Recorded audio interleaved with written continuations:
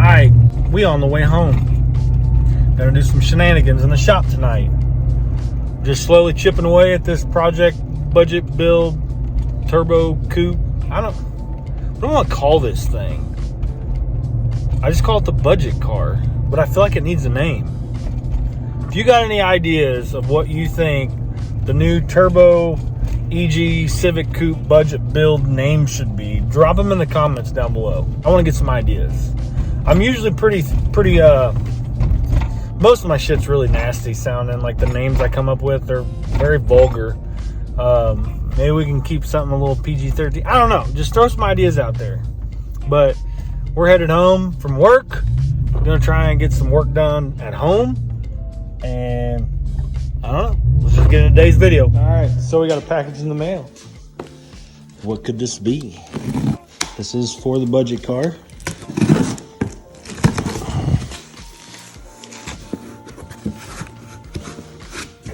This is interesting. Did I open it up on the wrong side? We got some coilovers. I noticed some holes here. And ironically, it's the side that have the adjuster. So hopefully these aren't all messed up from getting banged around. These are basically a max speeding rod coilover. These are from a brand called BFO. I have no idea what that means. I've tried to look them up. I can't find anything about them. Look decent. These are the 24-way adjustables. Yeah, Max Speeding Rod sells a coilover identical to this. Same color spring, same top hat. The BFO appears to be laser etched. And the top of this comes with new hardware and stuff. That obviously was a rear one. Here's your spanner wrenches. One thing you want to look for in these bags when you get these, see if there's like any oil or anything in them. Make sure none of them are leaking. This one doesn't appear to have any oil on it. Their number on their spring looks like whatever paint they use is not a very good paint. One thing I did notice on this that I actually really like, this lower collar here, you can see they actually have a spacer or something that rides there, so it makes it easy. So whenever you're turning this this collar here, it's not spinning up against the bottom of the coil spring. You've got that spacer right in there. Just a little thing that I actually like. And then like the top hat, like the spring doesn't bottom out up against the top hat. It actually has like a rubber spacer there for the spring to ride on, which in turn will definitely make the ride a lot quieter. You won't have a lot of like weird metal on metal sounds and stuff coming out of it. Not too shabby. And they're white, so that's more white than the car is, obviously. But I like the gray, the silver. That's kind of what I was going for, silver and black. I thought it'd definitely look better that way. Obviously, that's your front. Fronts have 8K springs, if I remember right, and the backs, I think, have 5s.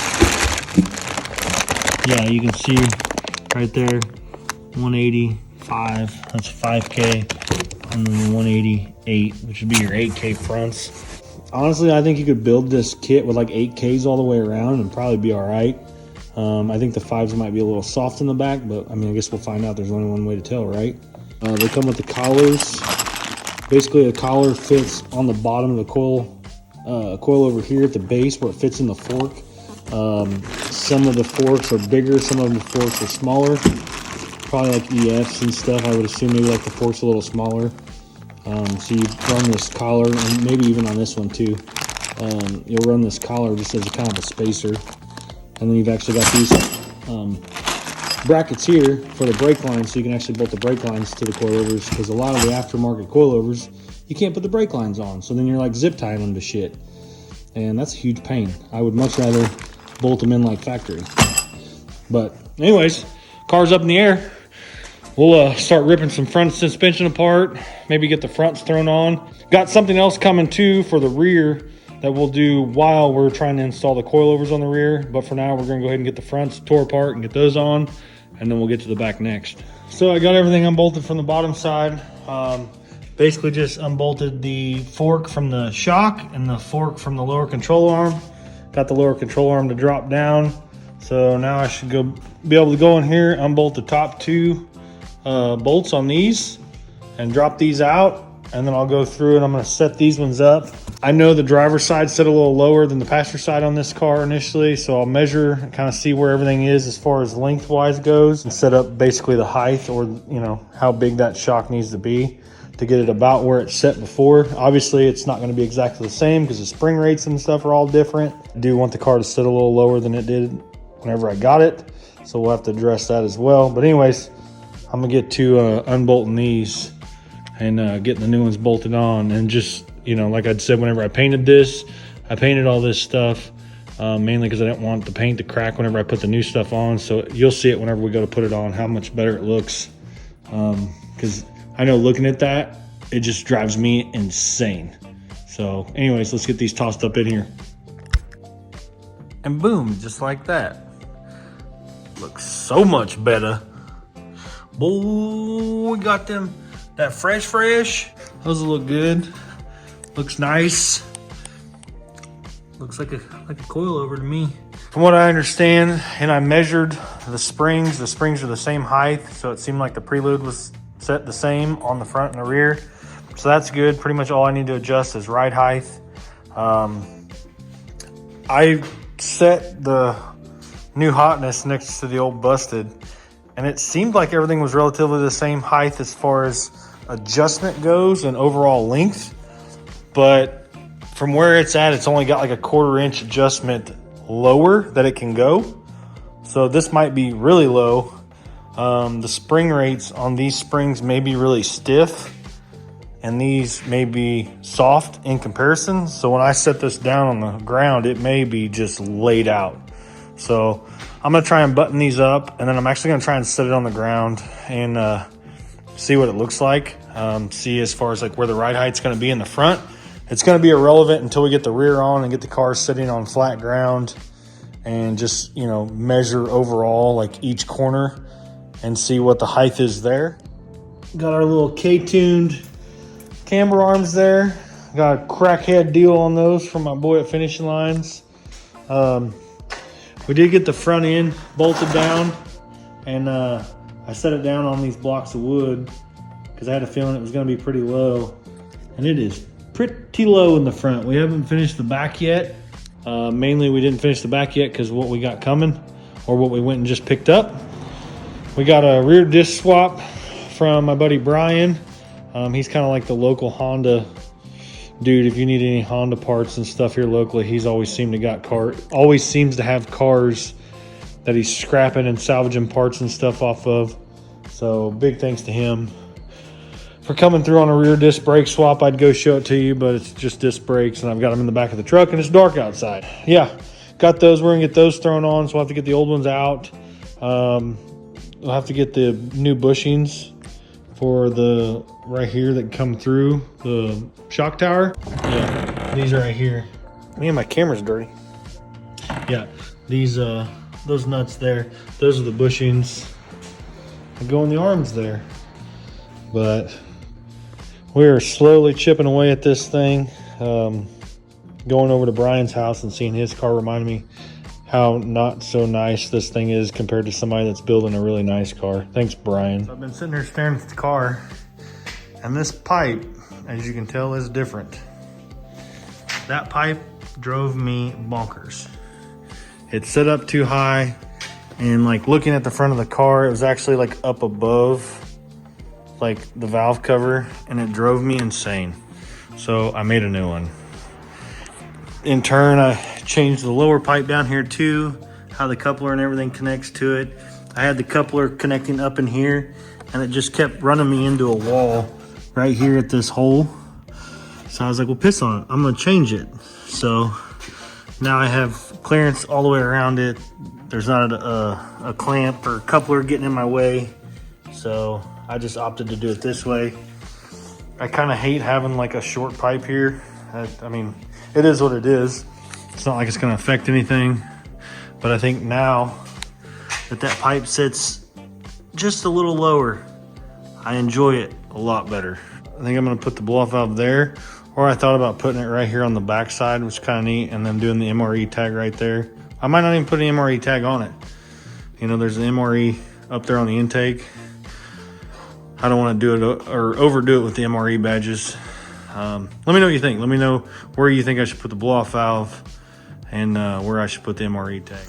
Still messing with the budget car. This is tons of budget car updates. Like I said, I'm gonna push to really get this thing running by the end of the month. I need it running before winter, but I had a goal to get it running by Halloween, basically. But got the carpet out there. I re-washed it yesterday. It doesn't look terrible. Let's show you what it looks like now. Looks pretty good. There's a couple, there's actually a little bit discoloration right there. I went through with this stuff.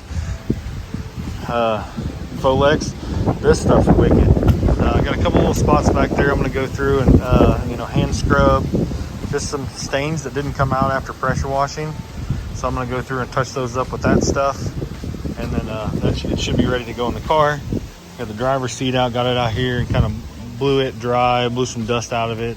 The car's dark enough, like when you get it in there, I don't think it'll look terrible. We'll see. It may look stupid, and the inside of this car may look really dumb. So I may end up taking the gray carpet out, which is what I'm doing right now, and washing it and just saving it. As long as there's no big tears and stuff in it. It's pretty roached, as you can tell. The inside of this thing is disgusting. But we'll probably get it out and do some pressure washing and stuff on it, since it's the original carpet. You know, like I said, if that interior looks, that darker carpet looks bad in here, then I'll end up putting this back in it. But I'm gonna get to pulling all the center console and everything out of it. I got the back seat out of it because we got to put a Hellcat 525 pump in the tank. I'll show you that when we get to that.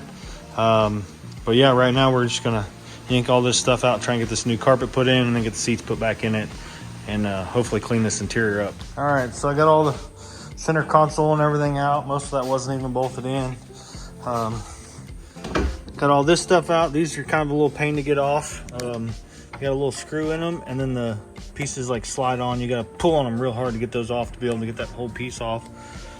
I still got to pull the footrest pad there off. One thing, whenever somebody put a shifter in this, they actually like ripped this boot all up and then messed up the shifter linkage where this seal actually sealed on from the linkage.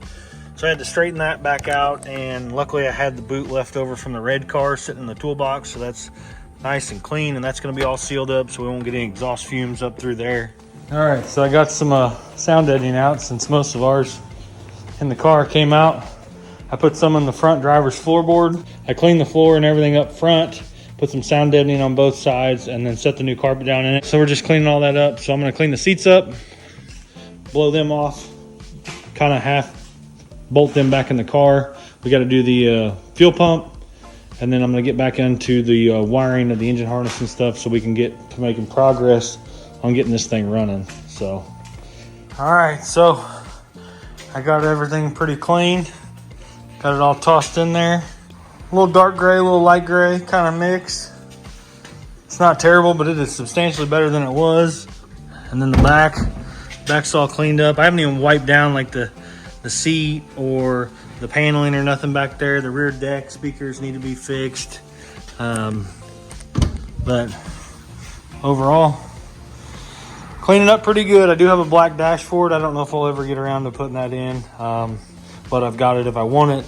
I don't have black door panels. I guess this just is what it is, but overall it looks pretty good. I'm super pumped about it. I haven't got the center console or nothing cleaned yet. Haven't really done any of that, mainly because I know I got to pull the carpet back out of this to fix a couple things, and I haven't put the pump in it yet. But I mainly wanted to do this to get everything off the floor, because it's getting pretty windy outside, so I'm going to start moving cars in, and this is just going to be our stopping point for the day.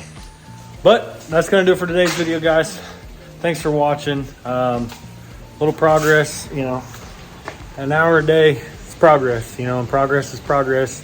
So just make sure you get out in the shop, get even if you only got 30 minutes to get you something done, or at least get your head in the right direction so you know where you're headed with your next project. But thanks for watching. We'll see you guys on the next one. Psych. I decided I wanted to put the center console in this thing and kind of, man, look at that. Looking fresh, boys. Freshy. I'm digging it. Lots of grays and lots of dark grays and stuff, but at least it's clean. I might try and find like some dark gray vinyl or something and put some vinyl or something on there. I don't know. Like I said, all the dark grays and light grays is kind of weird, but at least it's clean. So, yeah, pretty awesome. See ya.